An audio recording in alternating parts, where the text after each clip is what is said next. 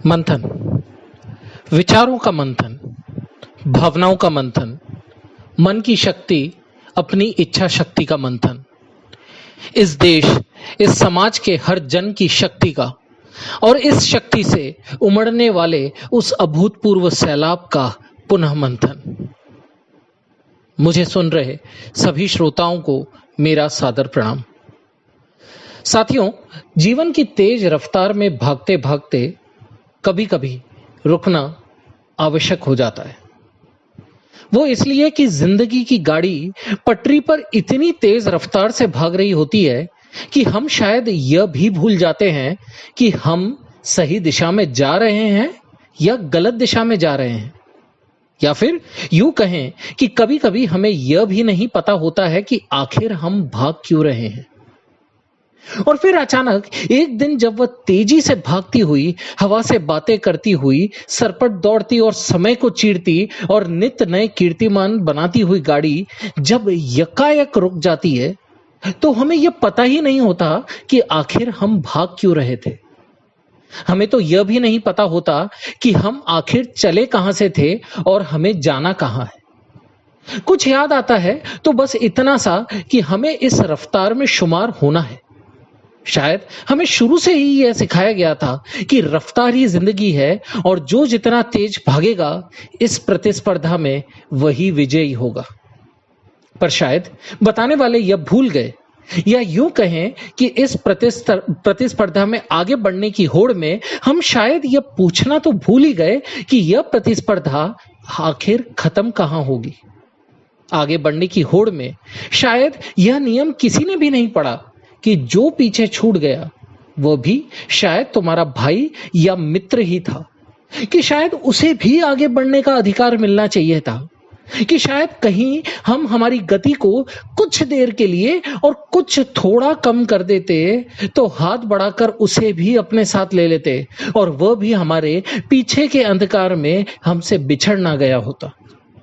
शायद हमें यह बार बार यही बताया गया कि पर्वत की चोटी पर पहुंचकर विजय पताका को लहराना ही विजय का आगाज है, भले ही उस चोटी पर पहुंचने के लिए हमने किसी भी राह का इस्तेमाल किया हो, भले ही उस चोटी तक पहुंचने के लिए हमें किसी के ऊपर अपने पांव रखकर आगे बढ़ना पड़ा हो और भले ही सहायता की गुहार लगाते उन बेबस चेहरों को ढककर चुपचाप हम आगे बढ़ गए हों।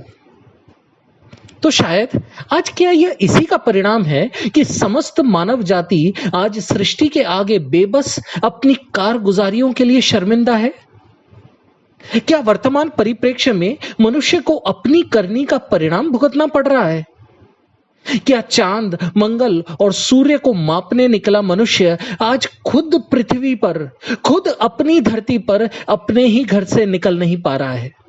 क्या हमने कभी यह सोचा था कि परम पावनी गंगा को हम मनुष्यों ने आज उस कगार तक पहुंचा दिया है कि जिस गंगा के पवित्र जल से मनुष्य को मोक्ष की प्राप्ति होती थी, आज उसी गंगा को हमने दुनिया की छठी सबसे प्रदूषित नदी बना दिया और आज जिसका पानी पीने तक के अयोग्य हो गया। और शायद यही कहानियां बाकी नदियों और बाकी प्राकृतिक संसाधनों की भी है, जहां यह खिलवाड़ होता चला गया। और शायद इसीलिए प्रकृति ने आज हमें अपने परम आदेश से अपने घरों में रोककर यह सोचने पर मजबूर कर दिया। शायद आज के इस दौर में परम आवश्यकता है मंथन की, परम आवश्यकता है विचारों के मंथन की, भावनाओं के मंथन की, मन की शक्ति और हमारे इच्छा शक्ति के मंथन की, इस देश, इस समाज के हर जन की शक्ति के मंथन की और फिर इस शक्ति से उत्पन्न होने वाले उस अभूतपूर्व सैलाब के मंथन की। मैं आज अपने इस पहले साक्षात्कार में आप लोगों से यही परम विनती करता हूं कि अपने विचारों को न रोकें, बल्कि उन विचारों की आंधी को चलने दें, क्योंकि यही आंधी इस देश को, इस समाज के भविष्य की तस्वीर के निर्माण में अभूतपूर्व योगदान देगी। इस मंथन को होने दें ताकि हम अपनी गलतियों से सीखकर अपने भविष्य को सही कर सकें, ताकि हम अपने आने वाली पीढ़ियों के लिए एक उत्तम समाज और एक उज्जवल भविष्य का निर्माण कर सकें। मैं एक आम भारतवासी होने के नाते आप सभी से यही विनती करता हूं कि यही समय है जब हम 135 करोड़ लोग इस एकत्रित ऊर्जा को सही दिशा में लगाएं। दोस्तों, मैंने सोने की चिड़िया के भारत के बारे में किताबों और इतिहास के पन्नों में बहुत पढ़ा है, पर हमेशा अपने दिल को यही दिलासा दिया है कि शायद हमारे जीवन काल में यह देखना संभव न हो पाएगा। परंतु कुछ चमत्कारों का होना अभी अभी देखा।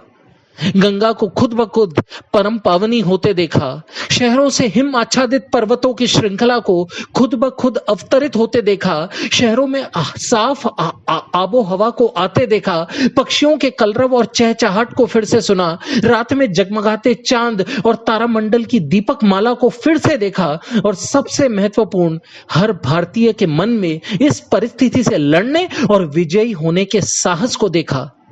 तो आज फिर एक आशा की किरण फूट पड़ी है। कहीं मुझसे मेरे मन में बार बार ये कह रही है कि हां, तुम्हारा सपना पूरा होने वाला है। शायद सोने की चिड़िया फिर से अपने लक्ष्य की ओर अग्रसर है। विचारों के मंथन को होने दो। इस विजया शक्ति को मेरा शत शत नमन। विजयी भव। बहुत बहुत धन्यवाद। जय हिंद।